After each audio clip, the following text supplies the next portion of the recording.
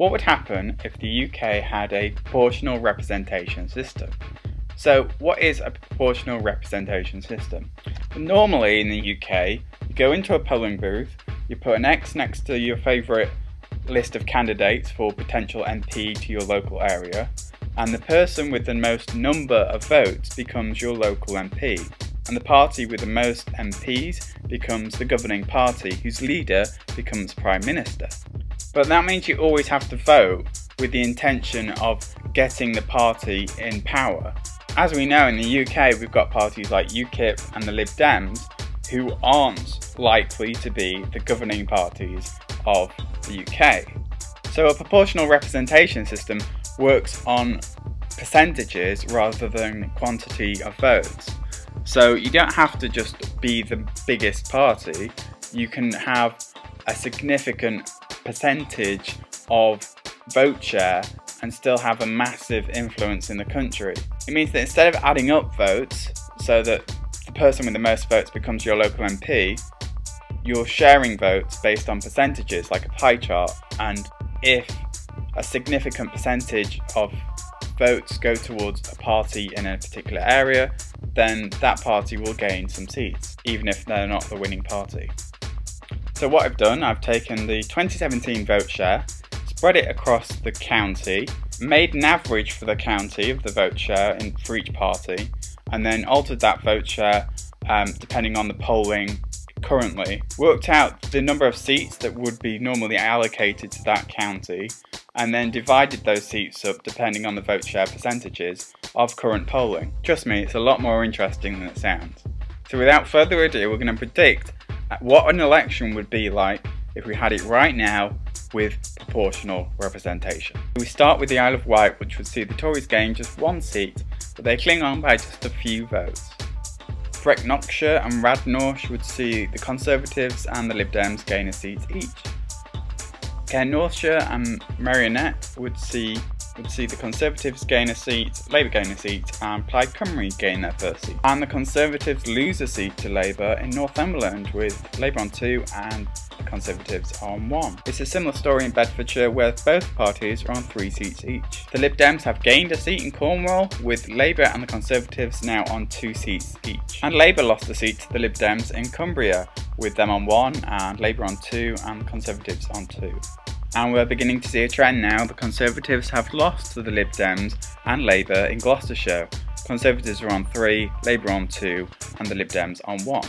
Labour have gained 2 seats in Pembrokeshire, with Conservatives with 1 seat, and Plaid Cymru with 1 seat as well. And the Conservatives also lose out in Shropshire, with them on 2 seats and Labour on 2 seats. It's a similar story in Warwickshire. We're beginning to see a pattern now. Conservatives are losing out big time.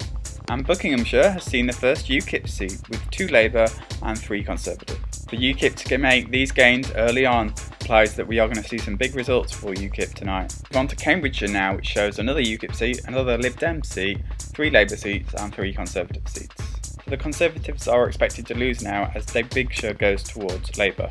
The Conservatives have lost their majority in Lincolnshire, with 3 seats going towards Labour and 1 towards UKIP. And it's a similar story in Northamptonshire. We're beginning to see big losses for Theresa May tonight. Conservatives have lost 4 seats in Suffolk, with 1 going towards UKIP and 3 going towards Labour. And it's a similar story in Wiltshire. Just look at how much UKIP are gaining there. That's very significant for later on.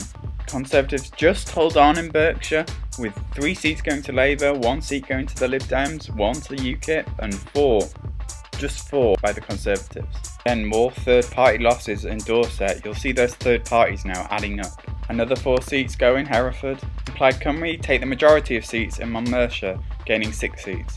And the Conservatives have lost their hold of Sussex as well, losing to Labour, the Lib Dems, UKIP and the Greens. Plaid Cymru also gains a seat in Glamorgan, but with 6 Labour seats and 2 Conservative seats. And after the Leicestershire result, UKIP have taken over the Lib Dems to become Britain's 3rd biggest party. And Labour have won 5 seats in Derbyshire, making them now bigger than the Conservatives. The Tories have held Hertfordshire. They've lost 4 seats to Labour, 1 seat to the Lib Dems, 1 seat to UKIP and 1 seat to the Greens. We're beginning to see a big trending pattern now. The same has happened in Surrey, but look at the way those third parties are eating into the main party vote, taking away their majority. And Labour have won Nottinghamshire. but will it be enough to get them into power with enough majority? Conservatives hold Devon, but they lose a whopping 4 seats to Labour. And Labour hold on to Durham, but again lose to those third parties. It's a similar story with the Tories in Staffordshire, who lose a seat to UKIP. Lancashire sees 1 seat go towards Greens, 1 seat goes towards UKIP, 6 seats goes towards the Conservatives, and 8 seats go towards Labour, with 1 seat going to others. You can see now that the Conservatives are back on top again at this late stage, which is bad because it probably means we're going to get a hung parliament. And Labour have gained 6 seats from Essex.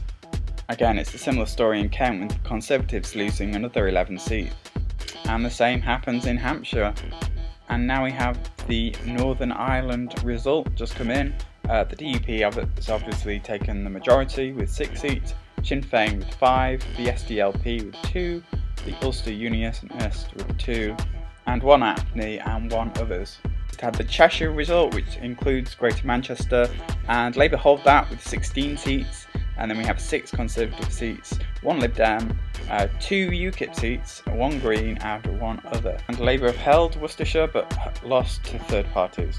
And Yorkshire goes towards Labour with 15 seats going towards Labour, 9 to the Conservatives, 1 to the Lib Dems, 2 to UKIP, 1 to the Greens and 1 to others. And then finally we have the deal breaker, which is the Scotland result.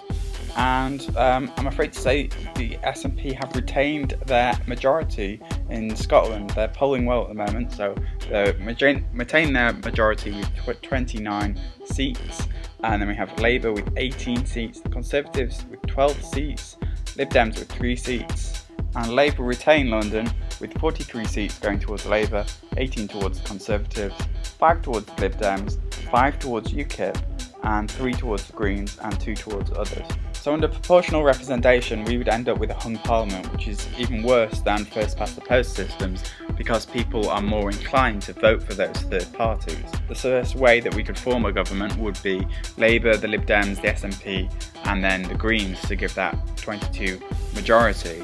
If you combine Conservatives, UKIP, even though they made great gains, you're still short by a good 80. Let me know your opinion in the comments below, guys. Join in the debate and subscribe. Thanks for watching, everyone.